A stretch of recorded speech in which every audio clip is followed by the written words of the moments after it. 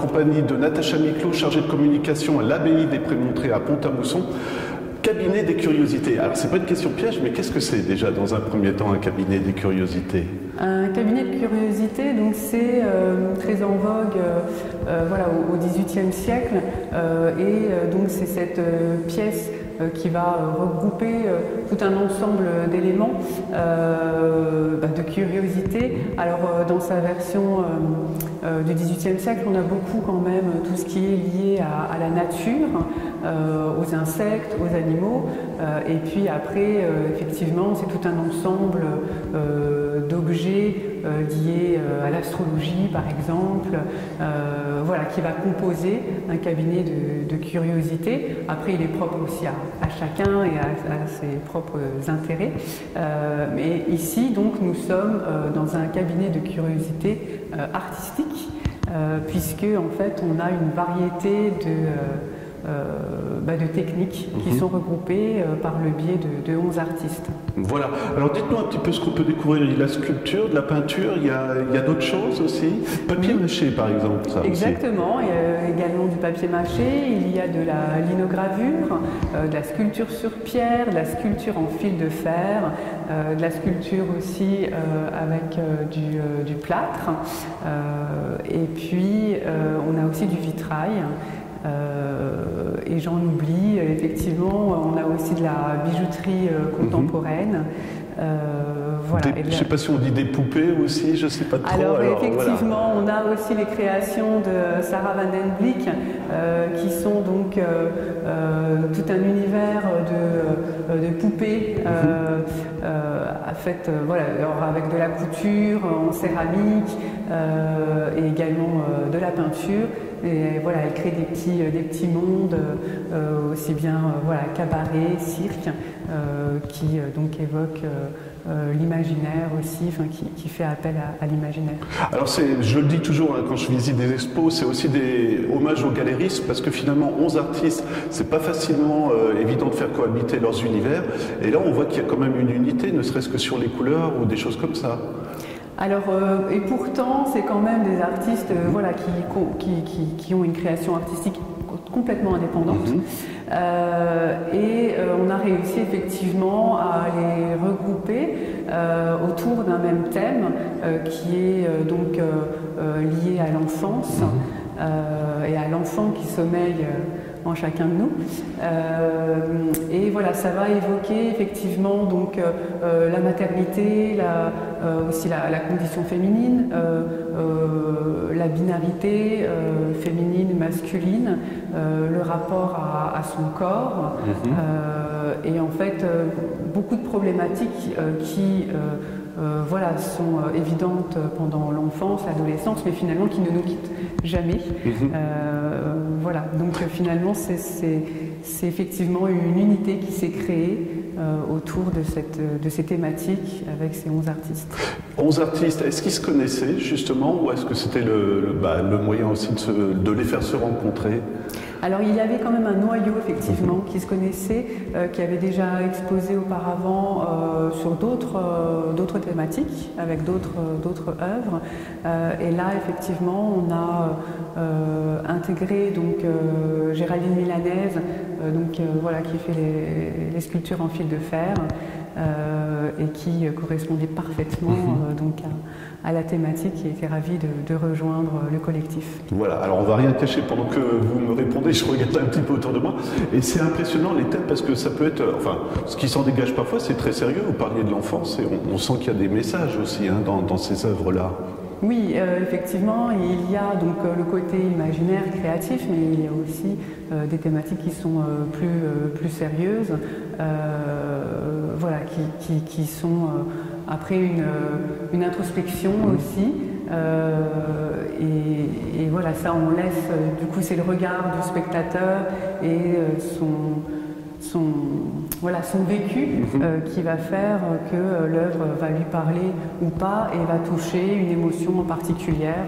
On est effectivement beaucoup sur l'émotion, et les spectateurs, les visiteurs qui viennent nous font part effectivement de leur ressenti, et c'est une exposition finalement qui est assez touchante comparée à d'autres expositions qu'on est amené à faire. Voilà, c'est original en ce sens-là. Créativité aussi, hein, parce qu'encore une fois, je suis en train de regarder, je réalise la sculpture d'une maman, j'imagine, le ventre très symbolique aussi, hein. Puis finalement, les pieds, évidemment, pour se déplacer, on découvrira l'image, mais c'est, voilà, des fois, je me dis, les artistes sont trop forts, quoi, tout simplement. Oui, ils arrivent à véhiculer des choses, effectivement, ils arrivent à mettre en sculpture des pensées, des mots, des idées. Et la particularité d'Angélique Jung, qui a l'initiative d'ailleurs de ce collectif, de cette exposition, qui sculpte sur la pierre, a l'originalité aussi de peindre la pierre. Quelque chose qui aujourd'hui est un petit peu, je ne dirais pas polémique, mais qui ne se fait pas trop. La pierre reste à l'état brut, et elle cherche quand même à raviver la pierre, et en fait des choses qui se faisaient quand même au Moyen-Âge. C'est vrai. Voilà, donc dans les églises, les sculptures en pierre. Oui, c'est vrai. Tout à fait. Donc c'est vraiment passionnant, hein, parce qu'on peut faire un lien avec l'art classique, on va dire, et l'art moderne. Hein, oui, il y a des ponts, effectivement, à faire. Et en plus, Angélique aussi travaille une pierre locale. Ici, j'ai de la pierre de Savonnières, mais elle travaille aussi la pierre de ville. Voilà, elle a aussi un ancrage local et une volonté de rester sur son territoire. Et de le marquer comme ça aussi, finalement.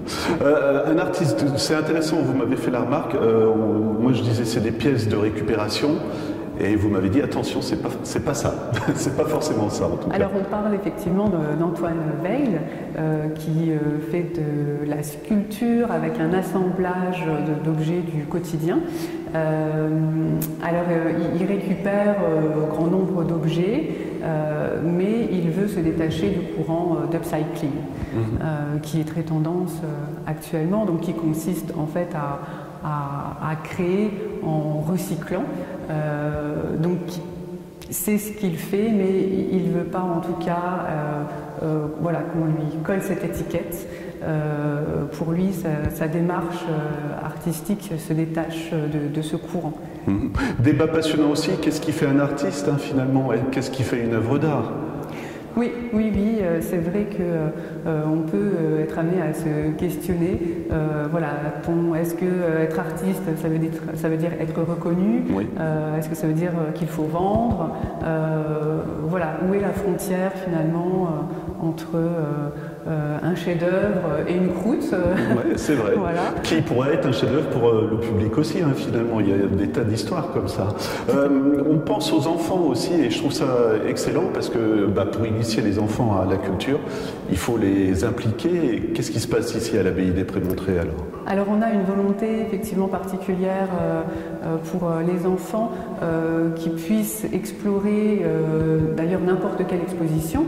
Ici, effectivement, l'enfance s'y prête particulièrement pour cette exposition, mais pour d'autres expositions, on met à disposition un livret-jeu pour qu'ils puissent explorer et s'approprier en fait les œuvres et comprendre des petites subtilités par eux-mêmes. On aménage aussi un espace enfant où ils peuvent, après avoir été nourris, pouvoir créer et eux aussi proposer leurs propres œuvres, et ils peuvent d'ailleurs l'accrocher. On a aussi une petite fresque où ils peuvent aussi s'amuser. Et on propose aussi beaucoup d'animations, aussi bien pour les adultes que pour les enfants. Donc des ateliers de linogravure, des ateliers de couture, des ateliers de sculpture sur pierre, des ateliers de parents-enfants. Et d'autres animations pour les petits de 1 à 3 ans et pour les 4-7 ans. Voilà, vraiment toute dernière question, Natacha, c'est la question classique. Jusque quand et comment on fait pour se renseigner Alors l'exposition est ouverte jusqu'au 24 avril, tous les jours sauf le mardi. Les horaires donc, sont de 10h à 18h. Vous retrouvez donc toutes les informations concernant l'exposition et les animations sur le site internet qui est abbaye-prémontré.com. Et après, vous pouvez aussi nous appeler il est possible donc de s'inscrire aux animations par téléphone ou en ligne. Voilà, merci beaucoup Natacha.